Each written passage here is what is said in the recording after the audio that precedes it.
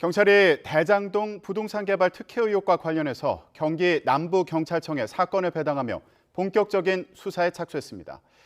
검찰은 유동규 전 성남도시개발공사 본부장을 출국 금지 조치하면서 핵심 인물 소환을 앞두고 있습니다. 취재기자 연결합니다. 박규환 기자. 네, 사회부입니다. 네, 경찰이 이번 사건에 대해서 본격적인 수사에 착수했다고요?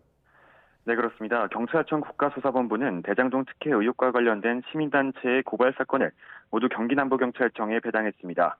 이재명 경기지사와 성남도시개발공사, 화천대유 관계자 등에 대한 뇌물 혐의 고발 사건도 포함돼 이번 의혹의 핵심에 대해서도 본격적인 경찰 수사가 시작된 겁니다.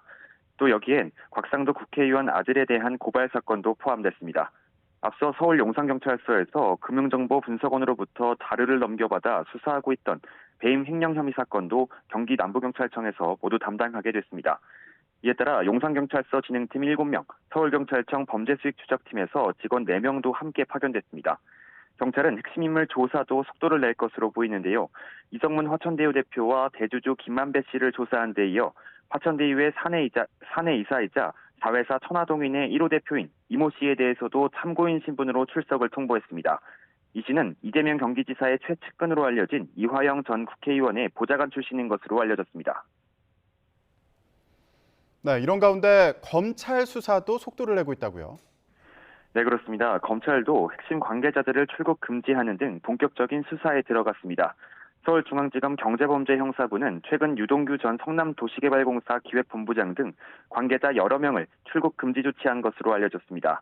유 전 본부장은 대장동 개발이 이뤄진 지난 2015년부터 2018년까지 성남도시개발공사 사장 직무대행으로 일하며 대장동 개발 사업 전반을 지휘한 인물입니다.